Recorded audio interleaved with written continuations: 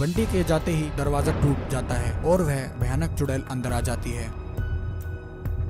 एक बार की कहानी है। एक बार एक बूढ़ी औरत तेजी से भाग रही होती है क्योंकि एक भयानक चुड़ैल उसके पीछे पड़ी होती है। वह बूढ़ी औरत भागते भागते एक घर में जाकर छिप जाती है और दरवाजा बंद कर लेती है। वह एक बड़े से संदूक के पास जाती है और देखती है कि वह संदूक सही सलामत है।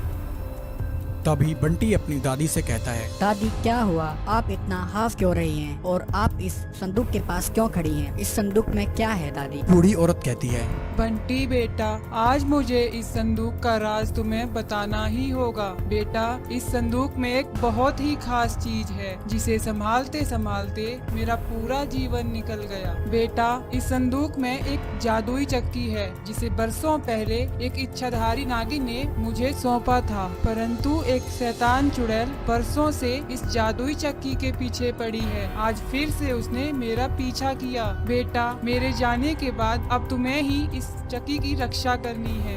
बंटी कहता है, परंतु दादी, मैं तो अभी बहुत छोटा हूँ, मैं उस चुड़ैल से इसकी रक्षा कैसे करूँगा? बंटी, यह मणि तुम अपने पास रखो। मुसीबत आने पर तुम इस मणि को जमीन पर फेंक देना और मदद मांगना, तुम्हें मदद अवश्य मिलेगी। बंटी और उसकी दादी आपस में बात कर ही रहे होते हैं कि अचानक वह भयानक चुड़ैल वहां आ जाती है और कहती है, दरवाजा खोल बुढ़िया, आज मैं तुझे नहीं छोड़ूंगी, जल्दी से यह दरवाजा खोल। बंटी मणि को लेकर पीछे के दरवाजे से निकल जाता है। बंटी के जाते ही दरवाजा टूट जाता है और वह भयानक चुड़ैल अंदर आ जाती है।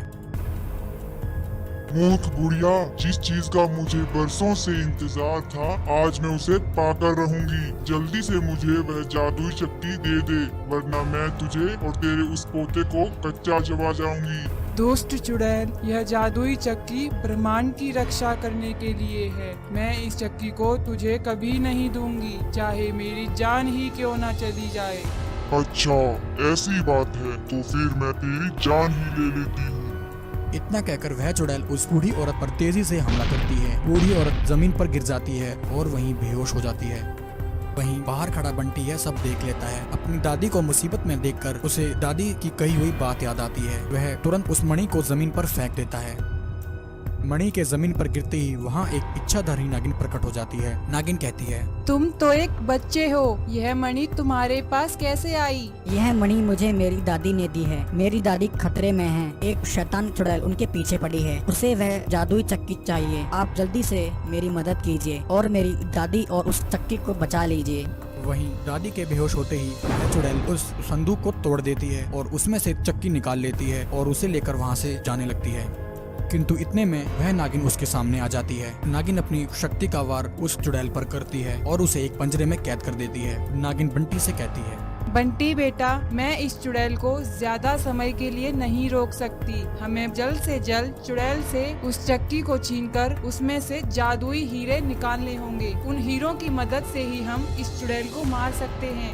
मूर्ख नागिन, तू फिर से मेरे बीच में आ गई। मेरे रास्ते से हट जा, वरना इन सब के साथ तू भी मारी जाएगी। नागिन चुड़ैल पर एक जोरदार वार करती है। चुड़ैल के हाथ से जादुई चक्की छूट जाती है।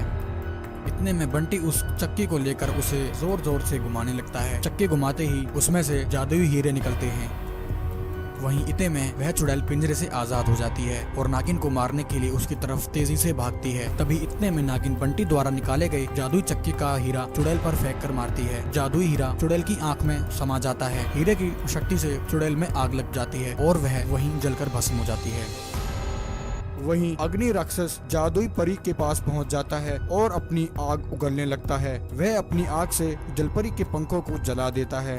एक बार की कहानी है। घोड़ों पर सवार 3 डाकू किसी गांव से सामान लूटकर एक जंगल से लौट रहे होते हैं। चलते चलते वे तीनों एक जगह आकर रुक जाते हैं। एक डाकू कहता है, भाई, रात होने को है और हमारे घोड़े भी थक गए हैं। क्यों ना हम इस जंगल में ही रात बिताएं? इस बहाने हम भी थोड़ा आराम कर लेंगे। ऐसा कहकर वह तीनों डाकू थोड़ा आगे बढ़ते हैं और एक पेड़ के नीचे आकर आराम करने लगते हैं। उसी पेड़ के ऊपर एक भयानक चुड़ैल बैठी होती है। वह उन डाकुओं की सारी बातें सुन रही होती है। चुड़ैल कहती है, बहुत दिनों से कुछ नहीं खाया, आज बड़े दिनों बाद शिकार हाथ लगा है। इन तीनों को खाकर मेरी भूख आसानी से मिट जाएगी।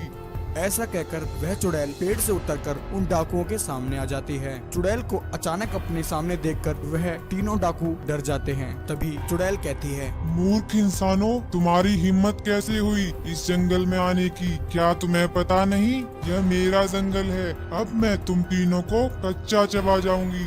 चुड़ैल की बात सुनकर डाकू कहते हैं, हे चुड़ैल, हमें छोड़ दीजिए, हमें मत खाइए। हम तो साधारण से डाकू हैं, गांव से छोटा मोटा सामान लूटकर अपना जीवन यापन करते हैं। आप चाहे तो हमारा सारा लूटा हुआ सामान रख लीजिए, परंतु हमें छोड़ दीजिए। डाकू की बात सुनकर चुड़ैल के दिमाग में एक शैतानी ख्याल आता है। चुड़ैल कहती है, ठीक है, मैं तुम तीनों को नहीं मारूंगी, परंतु तुम तीनों को मेरी सहायता करनी होगी। मैं इस पूरे ब्रह्मांड पर राज करना चाहती हूँ, जिसके लिए मैं बरसों से प्रयास कर रही हूँ।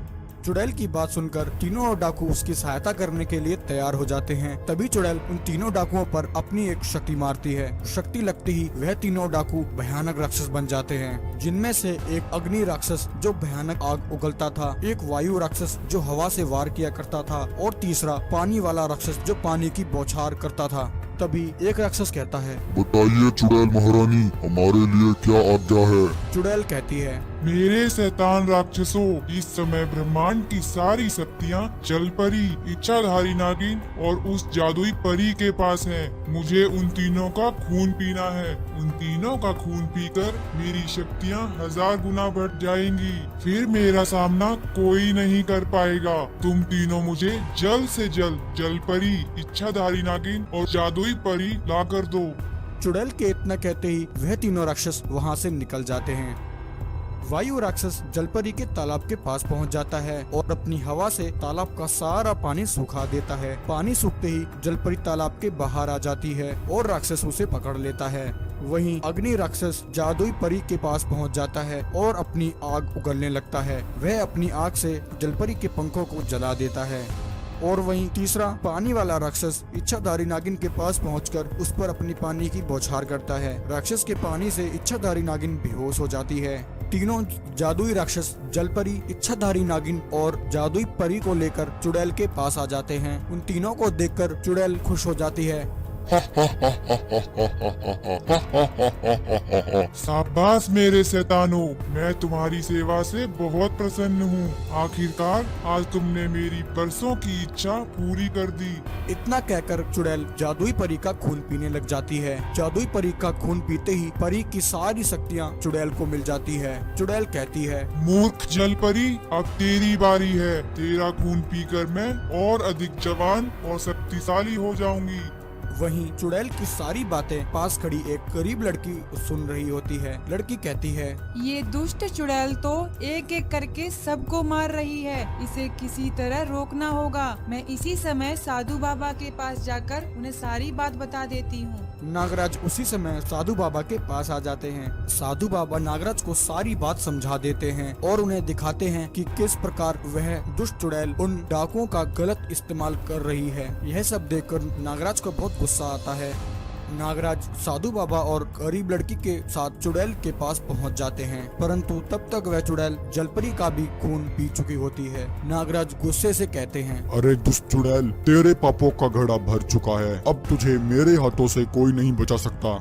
नागराज की बात सुनकर वह तीनों राक्षस उसी समय नागराज पर हमला कर देते हैं। तभी नागराज उन तीनों राक्षसों पर अपनी शक्ति से हमला करते हैं। शक्ति लगते ही वह तीनों डाकू अपने असली रूप में आ जाते हैं और दुम दबाकर वहां से भाग जाते हैं।